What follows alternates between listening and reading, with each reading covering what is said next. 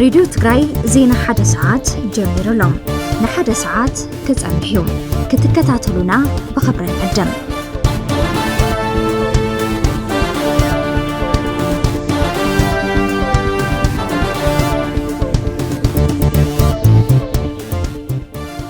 ሰላም ጥዕና ያበለይ ኩብራት አድመጽ ሬዲዮ ትግራይ ምድላው ዜና ሓደ ሰዓት እንሆ ተጀሚሩሎ ዝተፈላለዩ ቀንዲ ዛዕባታት ሓበሬታታት ውሽጢ ዓድን ደገን ከምኡን ጸብጻባት ስፖርት ዘካተተ እዚ ምድላው ንኣስታት 30 ደቂቕ ብምሳይ ኤፍሬም ገብረ ኺዳኔ ምስ ሰብ ሞያ ቴክኒክ ዝሰዓት ብምዃን ሓቢርናኩም ክንጸንሕና ጣብዓና ሓሪኹም ተድምጹና ዘለኹም ሰማዕቲ ኣመስግና ኣብ ምድላው ዜና ሓደ ሰዓት ካብ ዘካተትናዮም ገለ ቀንዲ ዛዕባታትን ሓበሬታታትን ከነካፍለኩም ኣብ ትግራይ ተጀሚሩ ዘሎ ወፍሪ ዕቃብ ሓመድን ማይን 64,000 ሄክታር መሬት ከም ዝሽፍንን ዘላቂ ቁጠባዊ ውሕስና ካረጋግጽ ትጽቢት ተነቢሩሎ ካብ 25 ጥሪ 2018 ዓመተ ምህረት ጀሚሩ ተግባራዊ ዝኾነ 100 ግራም ባኒ ኣባይታ ኸመይ ትግበራሎ ብዝርዝር ከነስማዕኩም ኢና ኣብ ትግራይ ን36 ጊዜ ደም ዝለገሰ በዓል ሞያ ጥዕና ተመክርኡ ከካፍለናዩ ብሳና ተጸኒሕኩም እዙውን ከተድምጽዎ ኢኹም ሕብረት ኣፍሪቃን ባይቶ ሰላም ጸጥታን ንዝተማሓየሸሉ ዕላማ ክዕወቱ ዘይከኣሉ ትካላት ስለዝኾኑ ዳግም ምትዕርራይ ከም ዘድልዮም ፓን ኣፍሪቃ ኣጀንዳ ኢንስቲትዩት PAAI ኣብ ዘውፅኦ መግለጺ ሓቢሩ ተወሰኽቲ ቀንዲ ዛዕባታትን ሓበሬታታትን ውሽጢ ዓድን ደገን ሓዊሱ ስፖርታዊ ጸብጻባት ኣካቲቱሎ ምድላው ዜና ሓደ ሰዓት ፈኖና ብማእኸላይ ማዕበል 918 ኪሎ ሄርዝ ከምኡውን ብ98.0 FM ኣት ሳተላይት የሓሳት ትግራይ ራድዮ ኣብ መራኸቦ ዩቲዩብን ፌስቡክን ምክትታል ትኽእሉ ኣድመጽቲ ናብ ፈላማይ ዝሰራዕኽዎ ሓበሬታ ከስግረኩም ብመንግስቲ ኢትዮጵያ ዝሳወር ዘሎ ኻሊእ ዙር ደማዊ ኹናት ደው ክብል ውድብ ሕወሓት ኣብ ሰሙናዊ መልእኽቲ ሓቲቱ እቲ ውድብ ህዝቢ ትግራይን ህዝባዊ ወያነ ሓርነት ትግራይን ንሰላም ካብ ዘለዎም ዘይንቕነቕ መትከል ዋጋ እናኸፈሉውን እንተኾነ ኩሎም ኣፈላላያት ብዝርርብን ሰላማዊ መንገድን ክፍትሑ ክሰርሑን ክምሕፀኑን ጸኒሖም ኣለዎ ክብል ኣዘኻኺሩ ቅድሚ ዓመታት ኣብ ልዕሊ ህዝቢ ትግራይ ጆኖሳይድ እንትወጅ ናይ ሓይሊ ስጉምቲ መፍትሒ ክኾን ከም ዘይኽእልን ኩሎም ኣፈላላያት ብሰላማዊ ፖለቲካዊ ዘተ ክፍትሑ ከም ዘለዎም ብምእማን ዘይተሓለለ ጻዕሪ ክገብሩ ጸኒሖም እዮም ዝበለ እቲ ውድብ ድሕሪ ስምምዕ ፕሪቶሪያውን እንተኾነ ክባር ዋጋ እናኸፈሉ ንሰላምን ዝርርብን ቀዳምነት ብምሃብ ስምምዕ ፕሪቶሪያ ክፍጸም ፓናል ሕብረት ኣፍሪቃ ክጽዋዕን ህልው ኩነታትን ከይድን እቲ ስምምዕ ክግምገም ብተደጋጋሚ ጻውዒት ኣቕሪቦም እዮም ኢሉ በአንጻሩ ድማ ብዝወደቦምን ዘዋፈሮምን ዕጡቃት 400 ሕገ መንግስታዊ ልዕላዊ መሬት ትግራይ ወሪሩ በመሓዝ ህዝቢ ኣብ ማእኸላት መዕቆቢ ክሃልቕ ዝገብር ዘሎ መንግስቲ ኢትዮጵያ ንዝኣተዎ ስምምዕ ብምጥሓስ ኣብ ልዕሊ ትግራይ ዝጀመሮ ጆኖሳይድ ዘቐጽሉ ተግባራት ክፍጽም ጸኒሑ ኢሉ እቲ ውድብ ዝሓለፈ ሰሙን ጀሚሩ ኣብ ልዕሊ ሰራዊትን ሰላማዊ ህዝቢ ተኽሲ ብምኽፋት ብሰማይን መሬትን ብዝፈጸሞ ደብዳብ ህይወት ወገናት ሓሊፉ ኢሉ ውድብ ሕወሓት ኣብ መልእኽቱ መንግስቲ ኢትዮጵያ ሕዚ ድማ መጠነ ሰፊሕ ናይ ኣጽዋርን ሰራዊትን ምንቅስቓስ ብምግባር ገዚፍ ወተሃደራዊ ዓቕሙ ናብ ትግራይ ብምጽጋዕ ናብ ካሊእ ዙር ደማዊ ኩናት ንምእታው ኣብ ምህንዳድ ይርከብ ክብል ውድብ ሕወሓት ኣፍሊጡ ህዝቢ ትግራይን ውድብ ሕወሓትን ኣብ ፕሪቶሪያ ዝተበጽሐ ስምምዕ ዘላቂ ምቁራጽ ተኽሲ ናብ ዘላቂ ስምምዕ ሰላም ክሰጋገር ብዘይ ምርብራብ ክቃለሱ ጸኒሖም እዮም ዝበለ ትውድብ ሕዝውን እዚ ሓደገኛ ሳዕቤን ዘለዎ ወተሃደራዊ ምድለዋት መንግስቲ ኢትዮጵያ ጠጠው ኢሉ ብመሰረት ስምምዕ ፕሪቶሪያ ናብ ልዝብ ክእቶ እምበር ናብ ካሊእ ደማዊ ኩናት ክእቶ ፍጹም ድሌት የብለይን ኢሉ ኣብዚ ሕዚ እዋን ውድብ ሕብራት ሃገራት ሕብረት ኣፍሪካን ኣሜሪካን ነቲ ሕዚ ዝምዕብል ዘሎ ኩነታት ኣመልኪቶም ዘውፅዎ መተሓሳሰቢ ጽቡቕ ጅማሮ ኮይኑ ማሕበረሰብ ዓለም ካብ መተሓሳሰቢ ዝሰገረ ጭቡጥ ምንቅስቓስ ክገብር ጸዊዑ ኩብራት ኣድመጽቲ ሕዚ ድማ ናብ ፈላማይ ዝሰራዕናዮ ቀንዲ ዛዕባ ሰጊረ ወርቃዊ ክብርታት 11 ለካቲት ብምሕንጋጥ ኣቲናዮ ካብ ዘለና ጸገማት ክንሳገሪና ኽብሉ ወየንቲ ሽግ ወየንትን ነባራት ተጋድልትን ገሊጾም። ስባጋድስ በላይ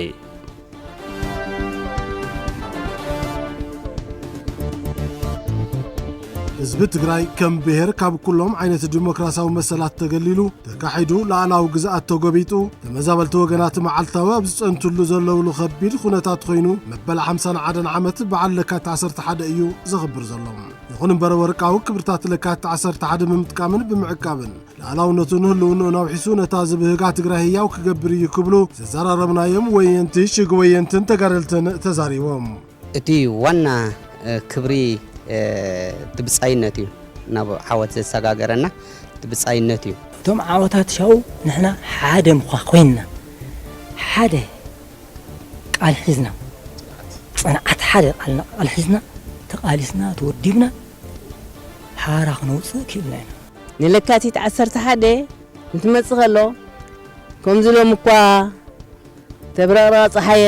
ገዛይ ንሰርሕ ነርና ህድሞ ነይሩ ኣጉዶ ነይሩ ነዚ እውን ብመሬት ለሚጽና ለካቲት 11 ክብርቲ በዓልና እያ እናበልና ብጻዕዳ በረቅ ገርና ለሚጽና ገዛውትና ኩሉ ጋይጽና እንነብረላ እንቃለሰላ እንበርና እያ። ሽግሓርነት ለካቲት 11 ኣብ ደደቢትን ትውላዕ ንክብርታት ለካቲት ንመስዋዕትን መስገደልን ሕሉፍ ቃልሲ ዝገልጹ ብዙሓት እዮም። ትግራይ ካብ ዝነበራ ብሔራዊ ወፅዓ ሓራ ክትወፅእ ከም ህዝቢ ተወዲኡ ዝተቓለሰ ህዝቢ ሰላም ክረክብ ከም ዘኽእለት ዘሰኻኸሩ እቶም ወሃብቲ ርእቶ ኣብዛ መሰረት ጽንዓትን ዓወትን ዝኾነት ለካቲት 11 ህዝቢ ቃሉ ብምሕዳስ ክብርታት ለካቲት 11 ከም መዋጽኦ ብምጥቃምን ሙሉእ ትግበራ ስምዕ ፕሪቶርያን ንምውሓስ ላዕላውነቱን ህልውንኡን ዝብሉ ካልኦት ጉዳያትን ዕላማታት ለካቲት ተሓንጊጡ ክሰግሮም ኢሎም ከምታ ናይ ቅድሚ ሕጂ ሓቢርና ሓደ ሓሳብ ኮይና ሓደ ኮይና ተቃሊስና ሓደ ኮይና እንተኸይድና እቲ ዝምብ ዘለና ጸገም ክንውጥሕ ሰውን ሓልፍ ኮይኑ ለላውነትና ጸላእ ሙዳእ መሬትና ተፈናቀልትና ኣብ ጥሜት ጽማዓት ምርኣይ እንታብዚ ዝኸፍእ የለ ሓድነትካ ድማ ምርግጋጽ መዋጽእና ናፍታ ነበርና ያ ተመሪስና ኣቲና ሓንቲ ተዘይኮይና ካሊ الله خبلاي كلنا أنا بعيد صنع بعيد برهني حنت تخوينا خمسة زنبرنا يا تي نايلكات 11 مرأيا متكلات بسلام بر نخينات ولا يكونن بلمعات بر ني دحننات بر نخينات توهايل زوج من قد عينه ورم لكات 11 لما عمت كوترو بزتفلي أو وشتاو حدا قابيرا وهلو الناس وغنلو مدرخ قال سخوين خاص خبر زلو بعلكات 11 سان مفصامو علي بروتيراز تمزابلن استسددن وغن بتميتن حمامن يرقف ابزلو ولو كام مخان حليفو اب تحت الجنوسايد درات زلو حزبي ام موقح بيراون درباون وصعت حيلو كداي زي زار مكرا سقاين هيوت مسانن خوين زلو وان مخانون توم وينتي شيغو وينتن نبرات تغاللتن ازخاخيرهم ናብ ቀጺሉ ዘሎ ሓበሬታ እንትንሰግር ድማ መምሕዳር ከተማ ዓዲግራት ንስድራ ስዋእትን ሓርበኛታትን ንመንበር ዝኸውን ቦታ ዓዲሉሎ። መምሕዳር ከተማ ዓዲግራት መዛዘሚ ወርቂ ኢዮቤልዮ ታሪኻዊት ወርሒ ለካቲት ጽምብል መበል 51 ዓመትን ምኽንያት ብምግባር ን527 ስድራ ስዋእትን 274 ሓርበኛታትን መንበር ዝኸውን መሬት ምዕዳል እዩ ገሊጹ ዘሎ። ምእንተ ህላወ ህዝቢ ትግራይ ክብሉ ክቡር ህይወቶም ናይ ዝኸፈሉ ስዋኣት ስድራን ሓርበኛታትን ነበርትታ ከተማ ንመንበር ዝኸውን 140 ካሬ መሬት ምዕዳሉ ዝገለጸ ምምሕዳር ከተማ ዓዲግራት ነቲ መዘከርታ ስዋኣት ዝኾነ ቦታ ብጥንቃቐ ንኽጥቀምሉ እዩ ጸዊዑ ዘሎ። ኣብ መኽፈት ስነ ስርዓት ምውፃእ ዕፃ ዝተረኸቡ ከንቲባ ከተማ ዓዲግራት እቲ ዕደላ መሬት ብመሰረት ዝወፀ መምርሒ ዝተፈጸመን ን540 ስድራ ስዋኣት ዕፃ ዘውፅኡ ን23 ናብ ናይ ባዕሎም መሬት ከምኡን 274 ሓርበኛታት ኣብ ናይ ባዕሎምን ወለዶምን መሬት ከም ዝተዓደሉ እዩ ገሊጹ ዘሎ። ምምሕዳርታ ከተማ ምስ ቅድሚ ሕዚ ዝተገበረ ምውፃእ ዕፃ ሓዊሱ ዛጊድ ን667 ስድራ ስዋኣትን ሓርበኛታትን ብመምርሒ ደንቢ ኮሚሽን ሓርበኛታት ነፍሲ ወከፎም ናይ 140 ካሬ መሰል ተጠቀምቲ ከም ዝገበረ ዝገለጹ እቶም ከንቲባ ብቐጻልነት ኩለ መዳይ ተረባሕነት ስድራ ስዋኣትን ሓርበኛታትን ንምርግጋጽ ቀዳምነት ተዋሂቦ ከም ዝስራሕ እዩ ተዛሪቦም። ኣብቲ መድረኽ ዝተረኸቡ ሓላፊ ኮሚሽን ሓርበኛታት ዞባ ምብራቕ ብወገኖም እቲ ኮሚሽን ጎናጎኒ ምሕካም ጉድኣት ተጠቃምነት ስድራ ስዋእትን ሓርበኛታትን ንምርግጋጽ ምስ ምምሕዳራት ከተማታትን ወረዳታትን ተቐራሪቡ ይሰርሕ ከም ዘሎን ንቕድሚት እውን ኣጠናኺሩ ከም ዝቕጽልን እዮም ኣፍሊጦም። ተጠቀምቲ ናይ ዕደላ መሬት ዝኾኑ ስድራ ስዋእት ብጊዶም ድማ ንነዊሕ እዋን እናተጓተተ ዝጸንሐ ዕደላ ምዃኑ ብምግላጽ እቲ ምምሕዳር ዋላ እኳ ዝደንጎየ እንተኾነ ንዝሃቦ ምላሽ ኣመስጊኖም ክብል ጉዳያት ኮሚኒኬሽን እታ ከተማ እዩ ጸብጺቡ ዘሎ። መበል 51 ዓመት ለካቲት 11 እንትናኸበር ውዕሊ ፕሪቶርያ መሊኡ ክፍጸም ሰላማዊ ቃልስና ብምሕያል ክኸውን ይግባእ ኢሎም ነበርቲ ሱብ ሓሳዕስዕ ጣብያ ማርዋ ንጸብጻብ ኣጸደ ገብረ ኣነንያ ኢየሩሳሌም ገብረ መድህን ከተቕርበልና እያ።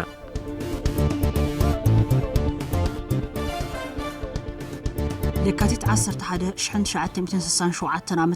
ኣብ በረኻ ደደቢት ብውሕዳት ብረትን ብጾትን ህዝባዊ ቃልስን ትብሰር ካብቶም ብዙሓት መቃለስቲ ዕላማታት ፍትሓውነትን ህዝባውነትን ዝተላበሰ ስርዓት ምትካል እቲ ቀንዲ ሽኻልቲ ቃልሲ ከም ዝነበረ ዝሓበሩ ነበርቲ ሰውሓ ሳዕስዕ ጣብያ ማርዋም ብለካቲት 11 ዝረኸብናዮም ረብሓታት ዓቂብና ዝጎደሉና ሰላምን ልምዓትን እውን ክነውሕስ ይግባእ ኢሎም እቲ መሬት ባዕሉ ክውንን ገይሮምዎ እዮም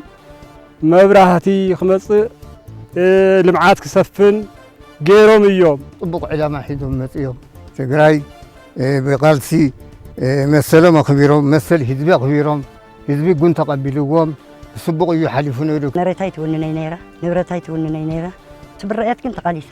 ብናያትን ቃልሲ ግን ሰላም ረኪበን ዓውት ረኪበን ብትናያትን ቃልሲ ደቂ ኣንስትዮ መሰል ረኪበን ክብል ዕላማ እንትሒዝካ ግን ይሳኻዕ ኢሎም ብትንእሽተይ ነገር ዝጀመርዎ እቲ ዕላማ ተሳኺዑ ቱ ክቕንጠጥ ዘይመስል ዝነበረ ተቐንጢጡ ካብቲ መሬት ተጣዓማ ጀሚርካ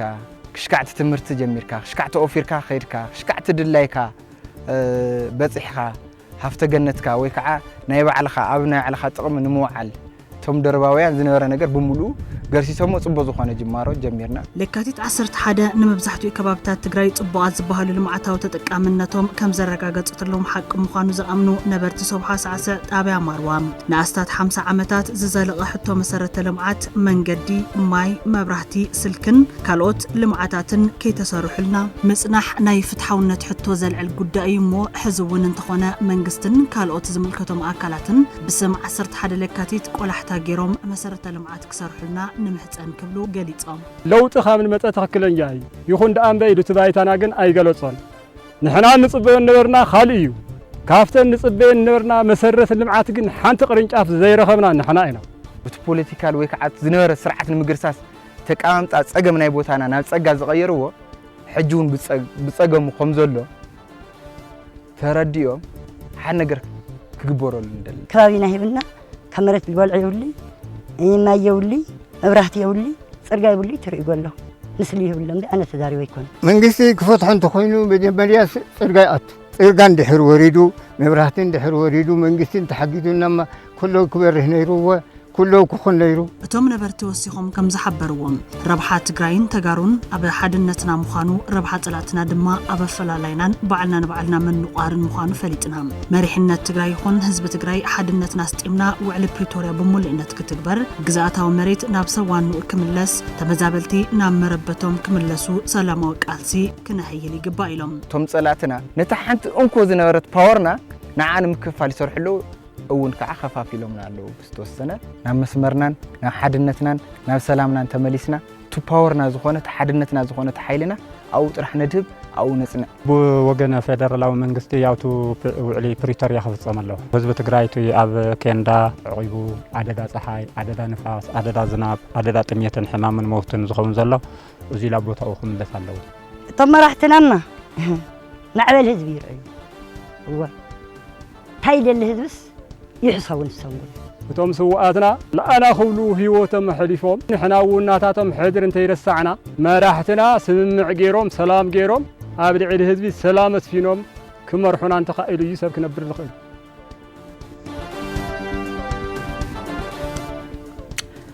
እዚ ሰሙን ኣብ ታሪክ ትግራይ ሓደ ሓበሬታ ከነካፍለኩም ኢና ክቡራት ኣድመፅቲ ታሪኻዊ ምስረታ ፈላማይ ህዝባዊ ባይቶ ትግራይ ኣብ ከተማ ሸራሮ እዩ ተኻይዱ። ሸራሮ ኣብ ታሪኽ ገድሊ ህዝቢ ትግራይ ዓብይ ስፍራ ዝወሃባ ከተማ እያ። ምስረታ ፈላማይ ህዝባዊ ባይቶ ማለት እውን ቤት ምኽሪ ብ1972 ዓመተ ምህረት ካብ 9 ክሳብ 11 ለካቲት ኣብ ከተማ ሸራሮ እዩ ተሳሊጡ። ታሪኻዊ ፍጻመ ህዝባዊ ቃልሲ ትግራይ ካብ ዕጥቃዊ ምንቅስቓስ ናብ ዲሞክራሲያዊ ስርዓተ ምሕደራ ዝተሰጋገረሉ ዓብይ ስጉምቲ ነይሩ። ቀንዲ ትሕዝቶታትን ውሳነታትን እቲ ጉባኤ እንትንርኢ 1971 ዓመተ ምህረት ኣብ ማይ ኣባይ ዝተኻየደ ቀዳማይ ውድባዊ ጉባኤ ውድብ ህወሓት ሓፋሽ ይወደብ ይንቃሕ ይተዓጠቕ ብዝብል ዘመሓላለፈ ውሳነ መሰረት ዝገበረ እዩ። ምድላው ስሪት ሕጊ ብህዝቢ ዝረቐቐ ስሪት ባይቶን ህንፃ ባይቶን ዝብሉ ሕግታት ብሰፊሕ ክትዕን ምይይጥን ጸዲቖም ነይሮም። ምረቓ ኣባላት እንትንርኢ ድማ ብምስጥራዊ ድምፂ ኣዋህባ 50 ኣባላት ዘለዎ ባይቶ ተመሪጹ። ካብዚኣቶም እተን 15 ደቂ ኣንስትዮ እየን ነይረን። ምጥያሽ ማሕበር መንግስቲ ንፈለማ እዋን ሰለስቲኦም ኣካላት መንግስቲ ሕጊ መውፅኢ ፈጻምን ተርጓምን ሕግን ኣብ ሸራሮ እዮም ተጣይሾም። እቲ ጉባኤ ዝተኻየደሉ ኣዳራሽ ጃዕፈር ብተሳትፎ ሙሉእ ህዝቢ ሸራሮ ዝተሃነጸ ኮይኑ ስሙ ድማ ብመስዋዕት ተጋዳላይ ጃዕፈር ተሰይሙ። እቲ ኣዳራሽ ምልክት ሓድነትን ዓንቀጽ ምስረታ ዲሞክራሲያዊ ምሕደራን ኮይኑ ኣገልጊሉ እዩ። ንተኸላ ሕጊ መንግስታዊ ስርዓት ዝነበሮ ግደን እንትንርኢ ድማ እዚ ኣብ ሸራሮ ዝተጀመረ ተመክሮ ህዝቢ ባዕሉ ብባዕሉ ዝመሓደረሉ ሓድሽ ዲሞክራሲያዊ ስርዓት መሰረት ዘንበረ እዩ። እቲ ተመክሮ ናብ መላእ ሓራ መሬት ትግራይ ብምስፍሕፋሕ ቃልሲ ህዝቢ ትግራይ ህዝባዊ መሰረት ንኽሕዝን ናብ ዝለዓለ ብርኪ ንኽሰጋገርን ወሳኒ ግደ ተፃዊቱ እዩ። ህዝባዊ ባይቶ ናይ መጻኢ ትግራይ መንግስቲ መሰረት እዩ። ካብ መሪሕ ጭርሖታት ትጉባኤ ነይሩ። ክቡራት ኣድመፅቲ ሬድዮ ትግራይ ሕዚ ድማ ናብ ቀፂሉ ዘሎ ቀንዲ ዛዕባ ሰጊረ ኣብ ዙርያ ዓቐን 100 ግራም ሓንቲ ባኒ ዝወፀ መምርሒ ኣብ ሕብረተሰብ ዕግበት ይፈጥር ምህላው ዘዘራረብናዮም ተጠቀምቲ ባኒ ነበርቲ ከተማ መቐለ ገሊፆም ኣለዉ። እቲ ዝወፀ መምርሒ ብዘላቕነት ንምትግባር ይስራሕ ከም ዘሎ ድማ ቤት ጽሕፈት ንግድን ኢንዳስትሪን ክፍለ ከተማ ቀዳማይ ወያነ ሓቢሩ። ኣስቴር ገብረስሉስ ተወሳኺ ኣለዋ። ቢሮ ንግድን ኢንዳስትሪን ትግራይ ኣብ ዙርያ ዓቐን 100 ግራምን ልዕሊኡን ባኒ ንኽምረት ዘውፅኦ ሓድሽ መምርሒ ኣመልኪትና ምስ ተጠቀምቲ ኣብ ዝገበርናዮ ጻንሒት ዝስዕብ ኣወንታዊ ሓሳብ ሂቦም። ኣሽመላሽ ኣባዲ ይበሃል ቁርሴት እዚ ኸዚ ለለፀ እዩ ዋላ ንደንበኛ ዋላ ንባዓልና ኣፍና መዲና ኢና ኣለዎ ተቐደም ሰብ ዓግራብ ይበሃል ካብኡ ንታሕት ነይሩ እዩ ኸዚ ትቦም ትናኻ ጭብጥ ገለ ትናኻ ኸዚ ግን ትልሐሸ ጽቡቕ እዩ ዋላ ትቦም ትለኻ ስኻ ትሸጥ ትለኻ ኣድቫንቴጅ እንዲኤካ እዩ ኣኸምኡ ተተቐፅል የለኣነ ስሙይ ሄለን ገርመድን ይበሃል ሂዳ ፀባ ዳምጌት ኣለኒ ይሰርሕ 100 ግራም ገይሮም ነው ሓሪፍ ባኒ ቀድም ዛኸቴ ዋላ ጎላቕኒ ስለለይ ነይሮ ዋላ ባኒ ኢላ ኣብለለይ ነይርና ኸዚ 100 ግራም ሓሪፍ እዩ ዋላ ጎተ ሰኸለስ ጽቡቕ ባኒ ይስራሕ ለኸዚ ኸዚ በቃ ከም ዘሎ ኮይኑ ክቐፅለና ደስ ይለኒ ቆንጆ እዩ ተከሰመርላ ጽቡቕ ኮይኑ ክጥቀመልና እቶም ሓሪፍ ባኒ ተኾይኑ ሓሪፍ ኮይኑ ክጥቀመልና ኢና እንደልሕና أنا كازنا مجمرة نرى خز بدم بستخدم منو دسولي متنو نايتي بان متن وسيخنيو جن وعقارة بالك وسيخانيا خز متن للا زنا مجمرة نرى الخن درق نجار نيرو وشتو ميبي نوري أنا بتعمل نجار نيرو أبزنا خز دلوجن تعمي متن وسيخنيو ليشتي لسلاسي ولا بتعمي عارف عبد كتم مغلق في الختمة قدما ويانا زركبو أفريتي باني كافت زوز مرحي جميرو حنت باني 100 جرام لعليون أمريتهم بتتقمتي يقربو كم زلو يجلسون 50 جرامون 80 يسرح نيرو يسرح نيرنا هنا ياو بتنا يقدم لنا ورا ستاندرد 100 جرام يسرح تواهيلو ياو أكيومنا تمامرحيون قد ما هزيون سنن فولتو لنا ورنا تقبلنا يوم كاب على تسرح مش تجميرنا بتدواراتنا لنا نا يسرح له يو أو ذا حورت سوون تقبلوا ويا زابان زيا 100 جرام يا سلازي واقع دم 10 أرسي قدم زين شوط نرنا 7 جرام كاب 5 جرام كاو نيرو واقعون شو 10 نيرو سلازي تهزي زبان زي تقبلنا غير والله قدم يد زقطمنا طقمات نيرو واقع سيكم تهزي سئلو خالي زراي زميرو حزقن مشتو مليون تزاريبيو اف ام تزاريبيو تمامرحيتو نغرون سترو مامرح سلازو زوجرو حز زقطمنا محرقه من يميلان صبو يلو قصب كيلا بقعت نغدي بيت صحفت كفي ختما قدمه ويانا اي تغبر እግዚአብሔር ابراهام ات ممرحي تغبراو ንምግባር ምስ ነጋዶ ተደጋጋሚ መድረኽ ከም ተሳለጠ በመሕባር ዝወፀ መምርሒ ዝጥሕሱ አካላት ስጉምቲ ከም ዝውሰደሎም የረዶም እዚ ዝከታተል ሓደ ما والله ከም ቤት ጽሕፈት ቀደመ ወያኔ ማዓልታዊ ስራሕ ይስራሕ ማዓልታዊ ሪፖርት ይዝግበር ማዓልታዊ ታይ ተሰሪሑ ታይ ውጽእ ተረኺቡ ይግምገም ምሸት ይዝግምገም በዚህ መሰረት ሓደ ንግድ ፍቃድ ዘይብሎም አድራሻ ዘይቀየሩ በቲ ዝወፀ መምርሒ 100 ግራምን ልዕሊን ዘይገበሩ ኣለው እዚኦም ኣፍትና ህና ዳሳስ ኢና ንረኽቡ ዘለና ማዓልታዊ እዚኦም ክረኽቦም ከለና በጠንቀቕታ ካብኡ ዝለዓለ ከዓ ብዕሽግ ንዓሽግና ናብ ስርዓት እትወለና ብርግጥ ነገራይ ቀፂዕኻ ይኮነና ናብ ሕጊ ኣቱ ግን ምምሃሪና ቀዳማይ ስጉምቲ ንወስዶ ካብዚ ትመምርሒ በቲ ምምሃር ዘይምሃር ኮይኖም ግን ናፍቲ ክብር ዝበለ መምርሕታት ግን ኣብቱ ኢና ዝረዝሮ እስካዕ ሕዚ ግን ብጭና ዘለና ካይዳ ብዙ ካይዳ እዩ ኣብ ዋጋ ሓንቲ 100 ግራም ባኒ ካብ 10 ብር ክሳብ 12 ብር ይሽየጥ ከም ዘሎ ተዘዋዊርና ዘረጋገጽናዮ ጉዳይ እዩ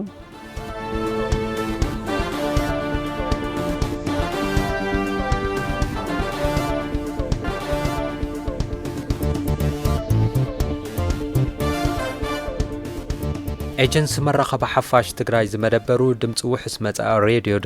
ትግራይ ምድላው ዜና ሓደ ሰዓት ተድምጹ ዘለኹም ክቡራት ሰማዕቲ ኣመስኪና ፈኖና ብማእኸላይ ማዕበል 918 ኪሎ ሄርዝ ከምኡውን ብ98.0 ኤፍኤም ኣብ ሳተላይት የሓሳት ትግራይ ራድዮ ኢልኩም ብምእታው ብተወሳኺውን ኣብ መራኸቦ ዩቲዩብን ፌስቡክን ምክትታል ትኽእሉ ኢኹም ሰማዕቲ እዚ ኢለ ናብ ቀጻሊ ዘሎ ሓበሬታ ከስክረኩም ክልተ ለካቲት 2018 ዓመተ ምህረት ስሩዕ ወፍሪ ዕቀባ ሓመድን ማይን ናጻ ጉልበት ብዝደመቐ ጽምብል ኣብ ዝተፈላለዩ ከባቢታት ትግራይ ተጀሚሩሎ ቅድም ክብል ትግራይ ኣብ ክንክን ሃፍቲ ተፈጥሮ ብዘመዝገበቶ ውጽኢት ብብርኪ ሃገር ኣብነታዊት መንባራ እዩ ዝዝከር ንዝሓለፉ 14 ዓመታት ህዝቢ እናተግበሮ ዝመጸ ወፍሪ ምድሓን ምርግጋጽ ሕዌት ሃፍቲ ተፈጥሮ እዩ ዝበሉ ርክብ ህዝቢ ቢሮ ሕርሻ ሃፍቲ ተፈጥሮ ትግራይ መሬት ትግራይ ንሓያሎ ዓመታት ብተፈጥሮን ሰብ ሰራሕን ሓደጋታት ልሙዕነቱ ተመናሚኑ ዝጸንሐ ኣብ ርእሲ ምዃኑ ሕርሻን መነባብሮን ብዘይ ምዝማኑ ካብዛ መሬት በብዓመቱ ንረኽቦ መምህርቲ ብመጠንን ብጽሬትን ዝነኣሰን ህዝብና ሙሉእ ብሙሉእ ምምጋብ ዘይከኣለን ኮይኑ ጸኒሒ ይብል ልዕሊ 80 ሚእታዊ ህዝቢ ትግራይ መነባብሩ ዝተመስረተሉ ዘፈር ሕርሻ ጠንኪሩ እንተዘይወፅዩ ዓብዪ ሓደጋ ምዃኑ እዩ ዝሕብር ስለዚ ይብል ከም ህዝቢ ክንምገብን ዓርስና ክንክእልን ወጊድ ተጸባይነት ተመጽዋትነትን ኢልና ዓርሰ ምርኮሳና መሰረት ዝገበረ ልምዓት ከነሰጉም ይግባእ ይብል ርክብ ህዝቢ ቢሮ ሕርሻ ሃፍቲ ተፈጥሮ ትግራይ ኣብ መራኸብኡ ዘስፈሮ ጽሑፍ بتفطرون سب سرح حدقاتاتن زبادة مريت تقراي كحوي عقبة حمدن ماين وسان قد خمزلو يقلت حزب تقراي نحلوا خبابن كنكن حفت تفطرون زهبو قلحتا عزيلو علموخانو حلف تاريخو يمسكر كابز بقاس دماء عامت متأب بتفطرون سب سرح حدقاتاتن زبادة مريت وخلمع وفري عقبة حمدن ماين الناس صالت ممسو يفلت زعوت تمكرو حفت تفطرو تقراي كام محواي بالزللة علم لخاو خبرن أفلتون تواهيبو منبارون يذكر أب كل تشحن 18 عامة مراتون أب تقراي لعلي 64 هكتار مريت كشفن تلمته تحيزو حزبي خطيتلو زلون عسرا معلتات زتنح وفري عقبة حمدن ماين دما زبادما مريت تقراي كحوي زلاقي قطبا وحسنا خرقاقت تطبيت تغيرو لله يردانوس قبر سلاسة بتنتانة عدالات الله كبيد اوان صنت تحالفهم مريت اسرائيل زرقت وناي مجمريا سفرتي بدخلنا زتوغساقلو مريتهم نحرشا زي طعم مدربدان حصرت ماي زنبرون منبارو مزاغب تاريخ يحبرو شعو ناي موداتا تاريخهم كم زناي هزك خوني لزغمتي نبرن يخون نبر دحر نوح قال تعتع هاجر اسرائيل تسفى البو مدربدان دخان ايكونتن ازي كميك خون كيلو الي حتت نبر قدماي مينستر اسرائيلن صحفن شيمون بيريز ابتا نوروم فورس مول دريمس التسميت هنصت تاجر دحر صنتت التزنتو مصحفو اتملسي ابزلكم يبل اتصحف قصيلو بخبيد فتنا محلفنا اب سراح بفلاي دما اب لمعاتن حرشان كنصمد عدل فطيرو هافت تفطرو زيبلنا مخنا دما كلهم تسفاتاتنا اب مهزون فطران إلوون مسلمعات كتاساسر غيرو عدلتهم ناي مجمريا اسرائيلاويان مطماي وي دما معوات سلازنبر دما اتغداي ناي موتن حياتن كوينو سلاز دما اياتاتنا اخلكبو قل مزيك الجيات مريت تقاليسوم تخلتات ተኺሎም ፍረታት ኣፍርዮም ኣብ ሓሸዋን ከውሕን ዒላታት ኩዒቶም ማይ ኣውፅኦም ምስ ደረቕ ምድረ በዳ ገጢሞም ተዓዊቶም ንበረኻ ድማ ትንፋስ ዘሪኦምሉ ብምባል እስራኤላውያን ካብ ፈታን ኾነታት ወፂኦም ዓዶም ንምልማዕ ዝኸድዎ ርሕቐትን ዕውትነቱን የዘንቱ እዚ ትግራይ ምስ ዝሓለፈቶን ተሓልፈው ምስ ዘላን ሓርጎጽጎጽ ተመሳሳልነት ክህልዎ ይኽእል እዩ ተባሂሉ ዝእመን ዛንታ ትግራይ ምስ ዘለዋ ዝሓሸ ጸጋታት ተፈጥሮን ሃፍቲ ማይ ከርሰ መሬትን ብምንጽጻር ብዙሕ ትምህርቲ ክውሰዶ ዝኽእል እዩ ዝብሉውን ብዙሓት እዮም ኣብ ባዕልኻ ኣብ መሬትካ ኣብ ዕቀባ ሓመድን ማይን ክንክን ሃፍቲ ተፈጥሮን ተተሰሪሑ ምዕዋት ዝከኣለሉ ዕድል ዕፅው ዘይምዃኑ እውን ዘእንፍት ኮይኑ ትረኽቦም እቲ ሕዚ ትግራይ ትፍልሞ ዘላን ን20 መዓልታት ክቕጽልን ትጽቢት ተገይሩሉ ዘሎ ወፍሪ ዕቀባ ሓመድን ማይን ተስፋ ወሃብ ዝገብረውን ነዚ እዩ ሓደ ጠሊ መዕቀቢ ካልኣይ ጎርፊ ከይሽርሽር መሬት ዝንሆ ብጣዕሚ ጸዳፋ ስለኾነ ቦታ እዚ ጎርፊ ተኸላኻሊ ጥቕሙ ህንድዚ እዩ ጎና ከይጉሕጓሕ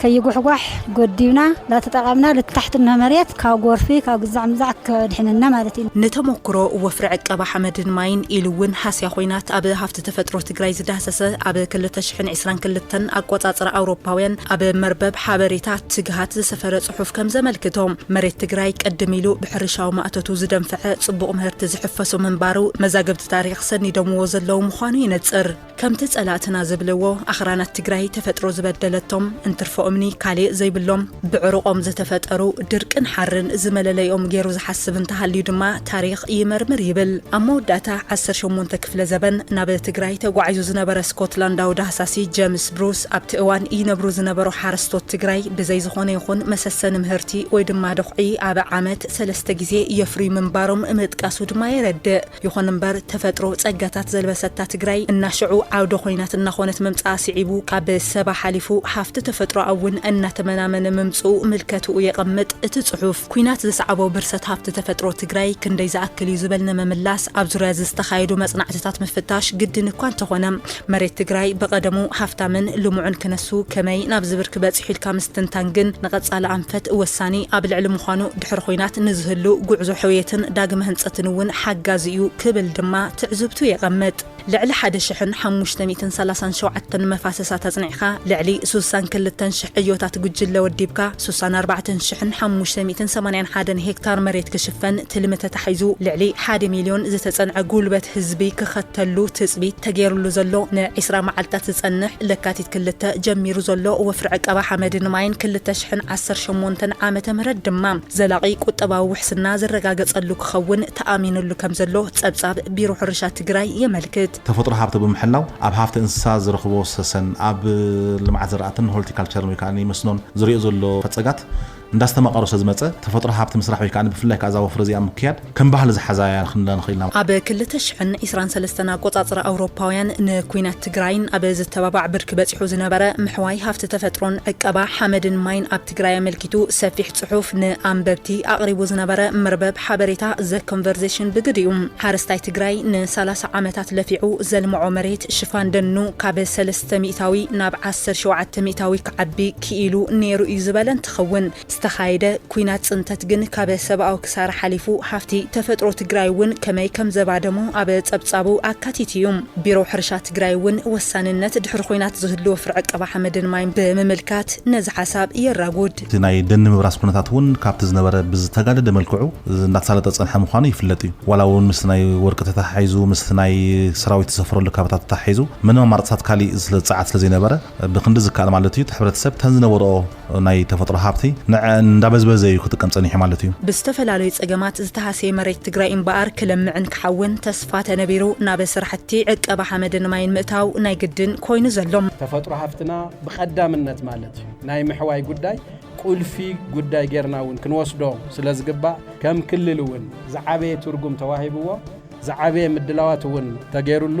ህዝብና እውን ዝሓለፈ ተመክሮ እውን ብተደጋጋሚ ዓውደ ኹይናት እናኾነ ዝመጸት ትግራይ ሃፍቲ ተፈጥሮ ኣክመናመን ምኽንያት ኮይኑ ብፍግረ መሬት እውን ክትጥቃዕ ጸኒሓላ ነዚ ንምሕዋይ ድማ ህዝቢ ትግራይ በብዓመቱ እናካየዶ ዝመጸ ወፍሪ ዕቀባ ሓመድን ማይን መርኣያ ጽቡቕ ተመክሮ እዩ ቀደም ኢሉ እውን እንተኾነ ጎና ጎኒ ዝካየድ ዝነበረ ዕጥቃዊ ቃልሲ ተጋደልቲ ትግራይ መባእታዊ ክልስ ሓሳብ ዕቀባ ሃፍቲ ተፈጥሮ ክወስዱ ይግበር ምንባሩ እውን ኣብ ማህደር ታሪኽ ህዝቢ ትግራይ ሰፊሩ ይርከብ እዚ ተመክሮ እዚ እናዓበየ እናዓበየ መጺኡ ድሕሪ ውድቀት ስርዓት ደርጊ እውን ካብ ዝተዓመሙ ዕውታት ስራሕቲ ክኸውን ክኢሉ እዩ ወፍሪ ዕቀባ ሓመድን ማይን ኣብ ትግራይ እዚ ዕውት ስራሕቲ ዝተዋሃቦ ዓለም ለኻዊ ኣፍልጦ እውን ተጠቃሲ እዩ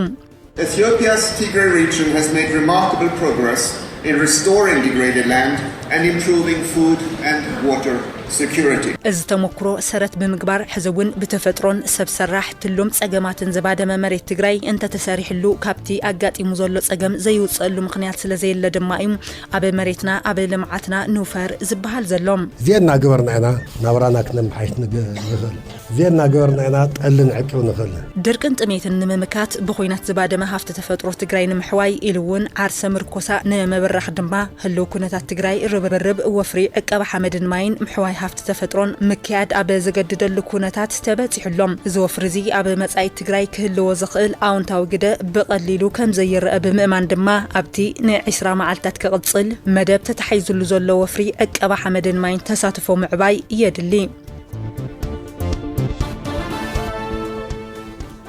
ሓፈሻዊ ሆስፒታል ቅድስት ማርያም አክሱም ኣብ ምቁጽጻርን ምክልኻልን ረኽሲ ዝሰርሖም ዘሎ ስራሕትን ካልኦት ትካላት ጥዕና ኣብነታዊ ስራሕ ከም ዝኾነ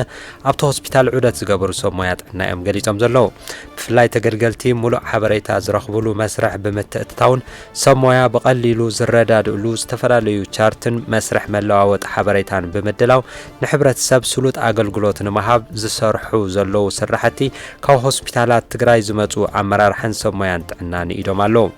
አካየድ ስራሕ ሓፈሻዊ ሆስፒታል ቅድስት ማርያም አክሱም ትካሎምን ብሚኒስተር ጥዕና ዝተኣታተወ ሓድሽ ሪፎርም ንምትግባር ዝተዋደደ ምንቅስቃስ ሕብረተሰብ ስሉጥን ጽፉፍን ኣገልግሎት ክረክብ ይስራሕ ከም ዘሎ እዮም ገሊጾም ዘለዉ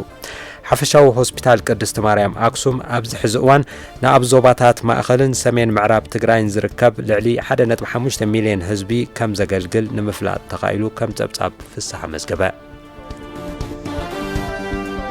ደም ብምልጋስ ዝርከብ ሕልናዊ ዕግበት እምበር ዝመጽእ ጥዕናዊ ጸገም ከም ዘየለ ሰብ ሞያ ጥዕና ገሊጾም ኣለዉ ን36 ግዜ ደም ዝለገሱ በዓል ሞያ ጥዕና ድማ ካብ ሞያኦምን ተመክሮኦምን ብምብጋስ ደም ብምልጋስ ዝመጽእ ምንም ጉድኣት ከም ዘየለ ኣገንዚቦም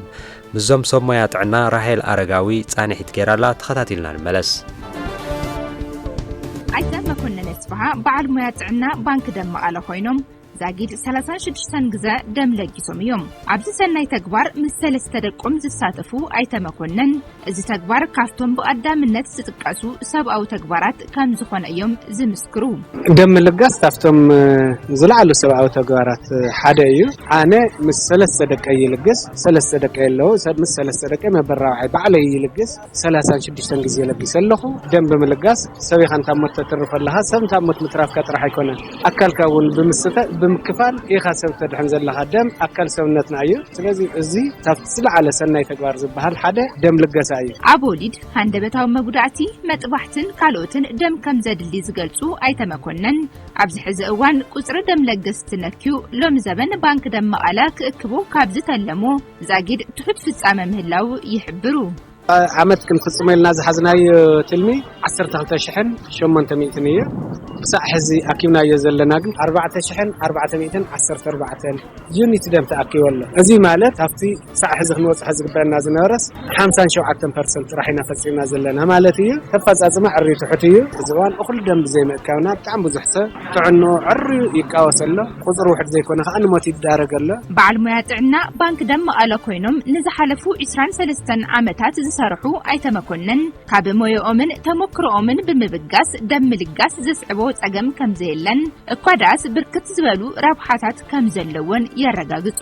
ባዕሉ ነቲ ለጋሳይ ከንታይ ረብሓ ኣለዎ ሓደ ባዕሉ እውን ደም ዝደልየሉ ኩነታት ከጋጥም ይኽእል እዩ ቶም ደም ዘድልዮም ገሊኦም ቤተሰብ እውን ክኾኑ ይኽእሉ እዮም ናይ ቀረባ ቤተሰብ ካሊእ ንደም ለጋሲ ዝተፈለየ ናይ ሕሊና ዕግበት እዩ ዘለዎ ካሊእ ደም ብምልጋስ ብሳይንስ ዝተረጋገፀ ንዝተፈላለዩ ሕማማት ናይ ምቅላዕ ዕድል ኣዕርዩ ክቕንስ ይገብሮ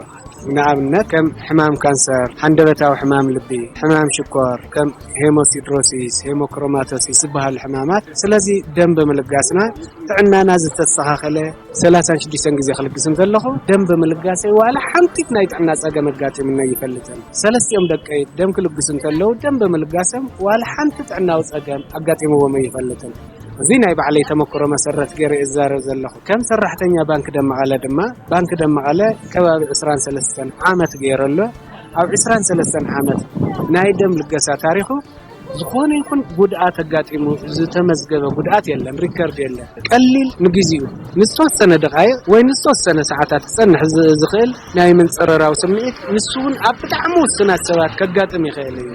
قوام يكون نشعني شعوخ صخاخل زخيلي سونتنا بعلو نام معراري يزخيل بالانس الناقر يزخيل بتمساسالي دم تلقسو زرخبنا يوم سمويات عنا مبعتو هوسبيتال رومانات زتكع دم بملقاس زي تكع هيوت سبعات كندحني قبع كبلو ملكتم سيد نقص بحر كان بعلم يا متن زتكع دم بملقاس هيوت زيغاتنا ندحن زبل توقص لني وزيون يعني مبل 10 غزي زلقس له صح شاب او تشكر كودوت له وي بزولد غزي وي زخننا اوبريشن غزي كوسحنت له دم مسك بحال له كيف تو يلقسي زي ريبليسمنت كانوا زي كن كمكر يكون كمكر زي بوي كون زله فولنتاوي انت بنا ببسلسته ورحي تعيته وين حدث تلقز بوي مغنا تاعي ببسلسته ورحي انه من يستاي حدا دم ريد بلا سيلس ان هيماتوبايتس كنت لنا سلسته ورحي نقدمه ويم 110 معلتي يدمو ስለዚህ ይሞቲ በቦዲ ፍሉይድ ሲናንወሰ ወይም ፈሰስ ነገራት መልሶ ከሰውነትና ይወጽ ሙማት ሲተርፈ ስለዚህ ትምልጋስናስ ምንም ታሳዓቢያን ዘብጽሐ ነገር የብለና ባና ሀብቶም ጌታቸው ይባል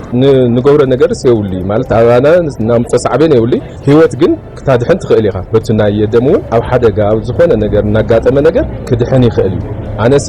بتهللاتن نشتي ነገር በብሰለስተ ወርሕ እንድሕራድ ሒነ ጽባሕ ንገውና አየያ ሕብረተሰብ ደም ምልጋስ ዘለዎ ሕልናው ዕግበትን ጥዕናው ረብሓን ተረዲኡ ቡልቃ ወይ ቡዳበ ናብ ባንክ ደም በመኻድ ወይ ናብ ዘለዎ ከባቢ በመዕዳም ደም ክልግስን ህይወት ወገናቱ ከድሕንን እቶም ሰሙያ ጥዕና ጸዊዖም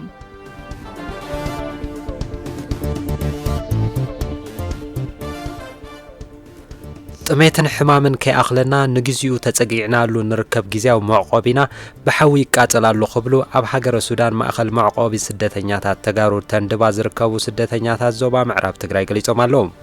ቅድሚ ዝተወሰኑ መዓልታት ኣብቲ ግዚያዊ ማእኸል መጽለሊ ሓደጋ ባርዕ ሓዊ ኣጋጢሞ ኣብ ልዕሊ ንብረት ከቢድ ዕንወት ዘጋጥመ ኮይኑ 3 ለካቲት 2018 ዓመተ ምህረት እውን ኣብ ሓንቲ ገዛ ሓደጋ ባርዕ ሓዊ ኣጋጢሞ ዓብዪ ኽሳራ በፂሕሎ እቲ ሓደጋ ባርዕ ካብ ዞባ ምዕራብ ትግራይ ፍሉይ ቦታ በረከት ተመዛቢለን ናብ ሱዳን ዘምርሓ ተመዛባሊት ወገን ዘጋጠመ እንትኾን በቲ ሓደጋ ሙሉእ ንብረተን ከም ዝተቓጸለን ሕዚ ጥርሐን ከም ዝተረፋውን ንድወት ብስልክ ሓቢረን ኣለዋ እቲ ባርዕ ሓዊ ህዝቢ ተረባሪቡ ሳላ ዘጥፎ ኣብ ልዕሊ ሰብ ዝበጽሐ ጉድኣት ከም ዘየለ ዝሓበራ እተን ተመዛባሊት ወገን ህዝብና ብጥሜትን ሕማምን ይረግፍ ስለ ዘሎ እቲ ዘላቕ መፍትሒ ብውሕስ መንገዲ ናብ ዓዱ ንኽምለስ ማሕበረሰብ ዓለም ልዑል ቆላሕታ ክገብረሎም ጸዊዐን ተደራደርቲ ኣካላት ንተግባራውነት ውዕሊ ፕሪቶሪያ ቀዳምነት ሂቦም ኣብ ምምላስ ግዝኣታዊ ሓድነትን ተመዛበልትን ከተኩሩ ይግባእ ክብሉ ኣብ ከተማ መቐለ 70 ካሬ ዘዕቆቡ ተመዛበልቲ ገሊጾም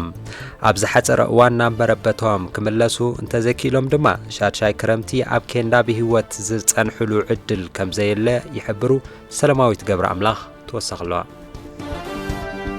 ኣብ ትግራይ ብዝተፈጠረ ኩናት ጽንተት ካብ መረበቶም ዞባ ምዕራብ ትግራይ ተመዛቢሎም ኣብ ከተማ መቐለ 70 ካሬ ኣዕቂቦም ዘለዉ ወገናት ሕዚ እውን ዝኸፍአ ህይወት ክሕልፉ ይግደዱ ከም ዘለዉ ይገልጹ زالدي وحاتو ጭቃ مشيتو ጭቃ ليتو ጭቃ مزاس بالمصقر زغيون لما انت تعنا لا تمهلل الحاضر الهوت كدحن اوزي زلنا حما اينا زلنا حزرخون زبقديدنا كاتي حزرخون حد قلعه 12 ساعات خوين كون عكيتوصنا الخ محلا يقديدنا زلو كفتي انزحلوان برسبنا حل خارين نبر خوينو احنا كن كاقعن كفتن اما اخل ميدا ابدس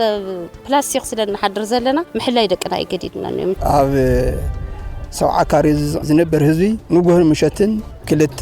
ሓደ ነቀብርና ንውዕ ዘለና ብጣዕማው ዘሎ ሕክምና ልዎ ኣይዝብላዕ ተዋሂብዎ ኣብዚኣ ብመትን ብሰዓን ሕክምናን ኣብዚኣ ህዝቢ ይሃሉ ኣሎ ኣብዚ ሓፀረ እዋን ናብ መረበቶም ክምለሱን ተዘይክኢሎም ድማ ሻድሻይ ክረምቲ ኣብ ኬንዳ ብህይወት ዝጸንሑሉ ዕድል ከም ዘየለ ይሕብሩ እዚ الحمدلله أنا نقصنا أنا تميت يا ولين ورا شقنا بصفرنا هم تلمدنا كنا نبر عدنا إنا ندلمبر أو زي لما نبر ندلي ኣብዚ ዓመት ዝካብለይ ተመሊሱ ህዝቢ ደሓና ወዓል ህይወት ተሲኑ ቀድማ ዝብላ ትጎጠጠ እንደገና ከዝት መሽ እንደገና ኩክሰት ተሎ ዝንፋስ ቆልዑ በሻዕሻዕ ክብል እዩ ቆልዑ ብምህረሰ ክስእኒ እዮም ቆልዓ ይልጥምትሎ ተዝቢ ቀሊሉ ውሒሉ ጎይ ከዝለዚ እንድሕዝ የሉ ደሓና ወዓል እዩ ክንደይ ሕማም ዘይኖሮ ናይ ስነ ኣእምሮ ተጠቃሚ ኮይኑ ዘሎ بچنقت بطميت وبزح كويس قدنا زلو حج خا بقى زقرناون وين عبدينا ويا خا هنموتينا مراحيو استطفون يبكو إنا خوينا زلنا انتينا أما أخل ميدا التدبري سبس انتي تودي تخلي ስለዝኾነ ድማ ተደራደርቲ ኣካላት ንተግባራውነት ውዕሊ ፕሪቶሪያ ቀዳምነትዎም ኣብ ምምላስ ግዝኣታዊ ሓድነትን ተመዛበልትን ከትኩሩ ይግባእ ክብሉ እቶም ተመዛበልቲ ይጽውዑ ውዕል ፕሪቶሪያ ይተግበር ዓድና ወለስና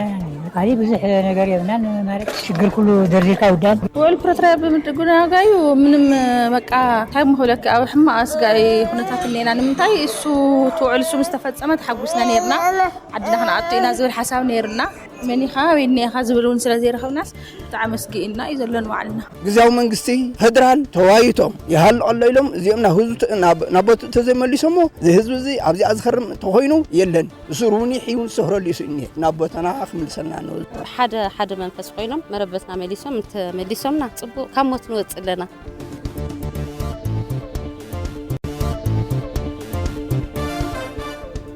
بدلاو زينا حد ساعاتكم تدمز زلخم كبرات مستي حزرما ناي دغ زحرنايو حد حبريتا سغيرا مقرب كينات دو إلون بوليتيكاو زته قدامنت كوهاب لعلواي كوميشنر سب او مسالات حبرات حجرات فولكر تورك التحساسي بمالو اب تግራይ ዝበጽሐ በሰላ ኩናት ክሳብ ሕዚ ፍትሕ ኸይረኸበት ተወሳኺ ኩናት ክውገዝ ይግባእ ዝበሉ እቶም ኮሚሽነር ኩሎም ወገናት ንፖለቲካው ዘተ ክቐድሙ ጸውዖም ኣለዉ ኣብ መንጎ ሰራዊት ኢትዮጵያን ሓይልታት ጸጥታ ትግራይን ዝተረኣየ ምልውዋጥ ተኽሲ እናተጋደደ ይኸይድ ንዘሎ ቅልውላው እቲ ከባቢ ናብ ሓደገኛ ኩነታት ከየምርሕ ዝምልከቶም ኣካላት ብሓላፍነት ክውስኑ እቶም ኮሚሽነር ኣተሓሳሲቦም ኣብ ልዕሊ ህዝቢ ትግራይ ዝበጽሐ ገበን መሊኡ ኸይተጻረየ ዳግም ኩናት ከይውላዕ ማሕበረሰብ ዓለም ሓናጻይ ስጉም ተወስድ ዘተሓሳሰቡ ኮሚሽነር ቮልከር ቱርክ بوغن تግራይን ኢትዮጵያን ድሌታት በኃይል ንምጥቃም ዝግበር ጻዕሪ ደው ክብል ኣተሓሳሲቦም ክብል ገረዝጌር ኃይሉ ጸብጺቦሎ ኩብራት አድመስቲ ኣምድላው ዜና ሓደ ሰዓት ጸብጻዋት ስፖርት ዝሓልፈሉ ጊዜ ኣየር በጽሒሎ ጸብጻዋት ስፖርት ዝሰዓት ኣድሚጽና ክንምለስ سلام ጥዕና ሃበልና ደሓንዶም ሲኹም ኩብራት ድመጽ ራድዮ ትግራይ ነስ ሰዓት ዝሓስኮም ጸብጻዋት ስፖርት ሒዛ ቀሪበለኹ ምስ ዜናታት ሰዓት ጽጋቡ ዘፈሩ لمسولس لكاتيت سلسته 2018 عامة مرتا بكتما أدما بستقايدة هاجر لخ شامبينا بشكليتا تحتي 15 عامت تجراي بخل تيو صوتا ميداليا ورك تعويتا 10 كيلومتر رقت الشفنة ودر والكسعات دك تبعتيو بشكليتنيا كيروبيل يمانة كاب تجراي ميداليا ورك تعويتم دسالين أرجاي كاب تجراي كالا يكونوا انتزازم تشلامي ميداليا برور فاسيل مكنن كاب كل الأمحرة سالساي بمصادمة تشلامي ميداليا نحاس كوين اللهم قصيلو أبز تقايدن 5 كيلومتر رقت الشفنة ودر والكسعات دك أنستيو دما مقدس هافتو كاب تجراي قداميت بموصا تعواتت ميداليا ورك تخون كلا مليون قبر مدهن بتماثالي كاب تجراي كال أي بموصا تعواتت ميداليا برور هاوي دريبا كاب كل الأوروميا دما سالسيت بموصا تعواتت ميداليا نحاس كوينا لام اتوددر أبناي صباح مرها قبر دما بكل تيو صوتا ناي غانتا والكساعات كايديوم غانتا كعس اجري غانتا كعس ايد مقله 7 درتا تعويتم لمسولس جمارو ابز جبره كال ايزر قطمات بريمير ليج كعس ايد ኢትዮጵያ 2018 ዓመተ ምህረት ምስ ጋንታ ከምባታ ዱራሜ ዝገጠመት ጋንታ كعس ايد مقله 7 درتا 45-33 بزغነ ውጽኢት تعويታላ እቶም ግጥማት ኣብ ከተማ ድሬዳዋ ዝካየዱ ዘለው ኮይኖም ተዓዋቲት ዝሓለፈ ዓመት ጋንታ كعس ايد مقله 7 درታ ድማ ናይ ካል አይዙር ካል አይጾታ ድሕሪ ጽባሕ ሐሙስ ለካቲት 5 ምስ ሚዛን አማን ክትጻወትያም بزرزر ناب نريو حبريتا وشت عدينتن سجر دما أب كالاي زور قطمات سي بي بريمير ليج إثيوبيا 2018 عامة مرت بزحش بقعات مغرب تدالينا لنا كبلو أبلات غانتا مدرجنت شرقليزم تا غانتا كاب قداماي زور قطمات مالتون كاب 19 صوتات إسران سلسنت بي بمهلال أمبل 12 درجة كوينا مزامد ما يذكر مرسايله توسخلو عبيوكن بزي ساعت من البات دانيل دارجي من البات جول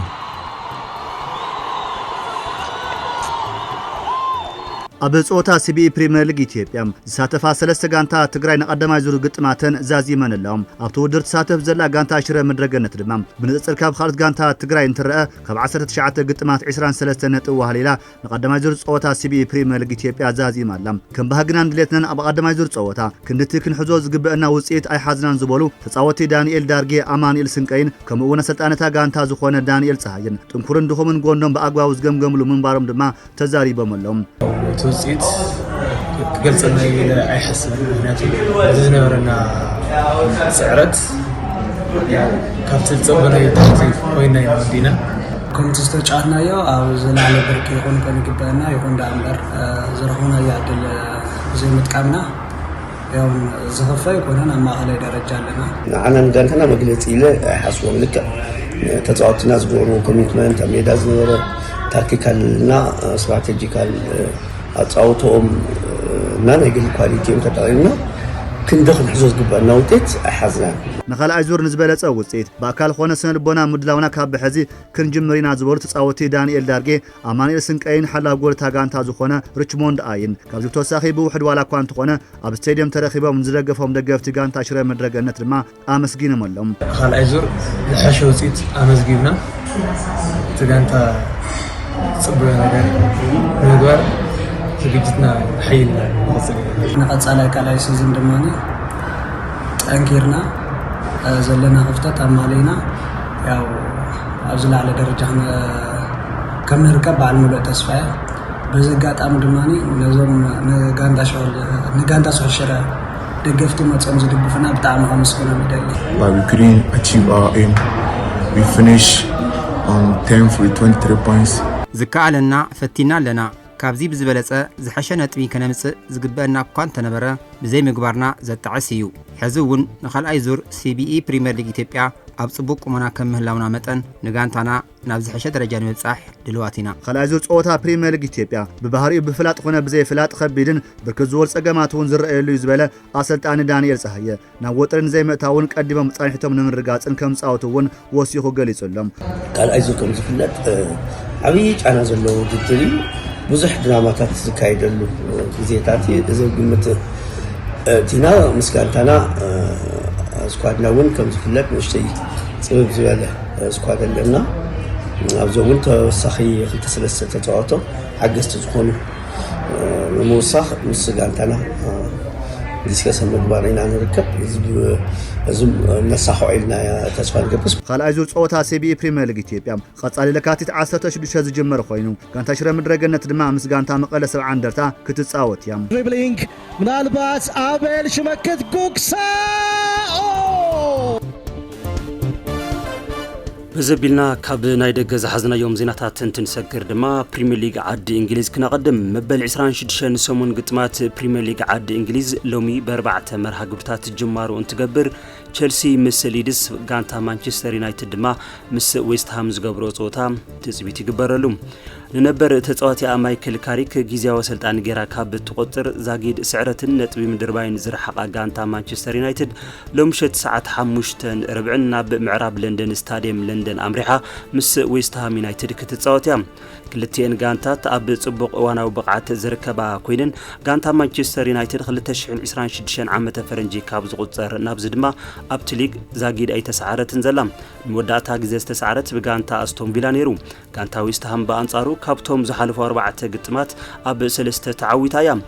ንሰንደርላንድን ቶተንሃምን ሰዓረትሎም ጾታት ድማ እቶም ዓበይቲ ዓወታታ ኮይኖም ካብ ሓደጋ ሙራድ ምድሓን እትገብሮ ዘላ ጻዕሪ ምዃኑ ሲዒቡ ድማ ሎሚ ንጋንታ ማንቸስተር ዩናይትድ ከቢድ ጾታ ክኸውን ትጽቢት ይግበረሉ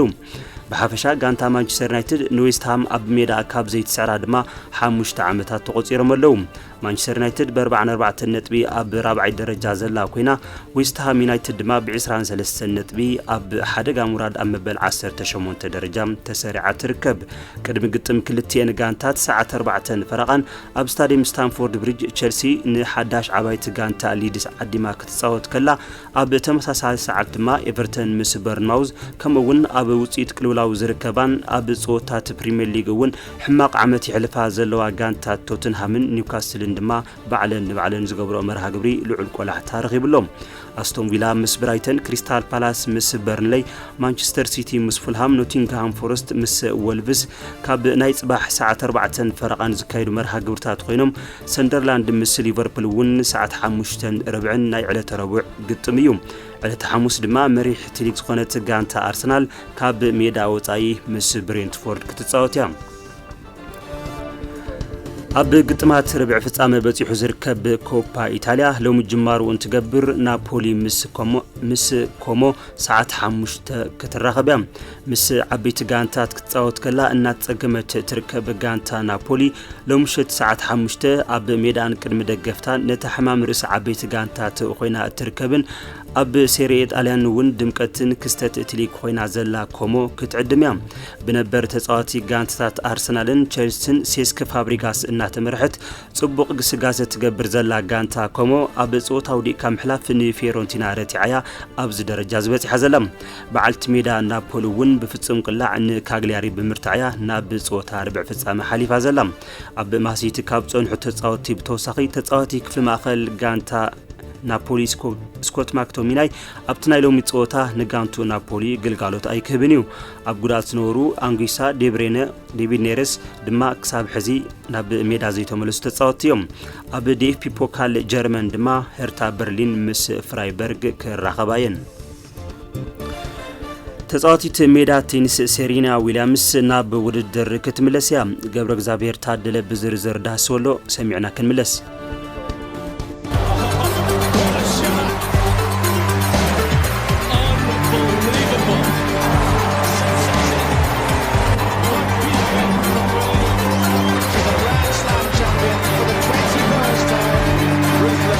ቅድሚ 4 ዓመት ካብ ጾታ ሜዳ ቴኒስ ዓርሳ ገሊላ ዝነበረት ጓል 44 ዓመት ጻዋቲት ሜዳ ቴኒስ ሰሪና ዊሊያምስ ናብ ጾታ ከምትመለስ ቢቢሲ ጸብጽዩ ሱሚቲ ነበር ተጻዋቲት ሜዳ ቴኒስ ዓለምና አሜሪካዊ ሰሪና ዊሊያምስ ጾታ ዩኤስ ኦፕን 2022 ምስ ወደአት ካብ ውድድር ባዕላ ከም ዘግለለት ምግላጽ ኣይዝከር ኣብዚ ሕዚ እዋን ድማ ድሕሪ ጸንሒት 4 ዓመት ናብ ውድድር ከምትመለስ ቢቢሲ አቃሊሑም ስም ሰሪና ዊሊያምስ ኣብ ዝርዝር ሰደቃ ተጻዋቲ ዓለምለኸ ኤጀንሲ ቴኒስ ኢንቴግሪቲ ከም ረኸቦን እታ ተጻዋቲት ናብ ሜዳ ከምትመለስን ከም ዘረጋገጸን እቲ ጸብጻብ ወሲኹ አመላኺቱ ይኹን እምበር ሰሪና ዊሊያምስ ባዕላ ዳግም ናብ ጾታ ከምትመለስ ዕላዊ መግለጺ ኣይሃበትን ካብ ውድድር ርሒቆም ዝነበሩ ተጻዋቲ ዳግም ናብ ውድድር ንክምለሱ ምርመራ ሓይል ወሃብ መድሓኒት ከም ዝግበረሎም ዝጠቐሰት ጸብጻብ ሰሪና ዊሊያምስ እውን ምርመራ ክትገብር ከምትግደድ አቃሊሑም እታ ተጻዋቲት ቅድም ኢላ ምርመራ ከም ዝትገብር ገሊጻ ምንባራ ይፍለጥ ሰሪና ዊሊያምስ ድሕሪ 12 መዓልቲ ናብ ውድድር ከምትመለስ ድማ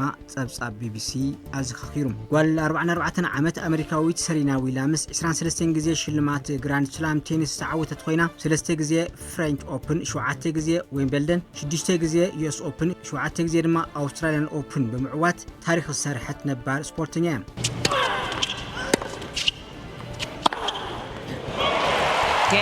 Serena Williams, she owns the night here in New York. 6-1, 6-1.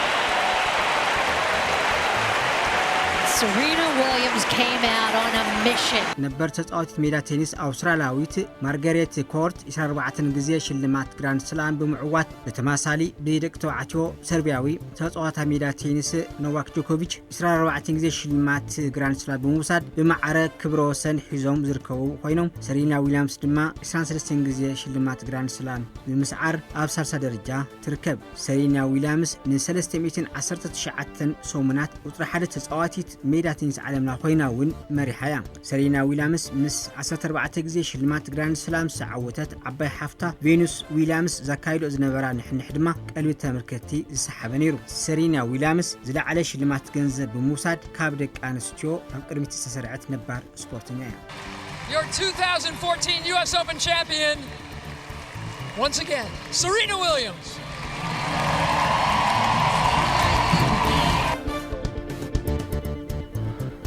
ዜናታት ስፖርት ሰዓቲ ኣብዛዚምና ለና ናብ ፍሬም ክምልሰኩም يمسكن ጸብጻባት ስፖርት ሰሚዕና ተመሊስና ቀንዲ ዛዕባታት ሓበሬታታት ውሽጢ ዓድን ደገን ከምኡን ጸብጻባት ስፖርት ዘካተተ ምድላው ዜና ሓደ ሰዓት ኣብዚ ተኸንቢትሎ ብምስሳይ ሓቢረኩም ዝጸናሕኩ ኤፍሬም ገብረኺዳኒ ጣብያና ሓሪኹም ስለ ዘድመጽኩምና መስጊና ምስ ዝተረፉ ትሕዝቶታት ሬድዮ ትግራይ ሰናይ ጻኒሒት ክኾነልኩም ተመኒኽ ሓድገኩም ክቡራት ኣድመጽቲ ሰላም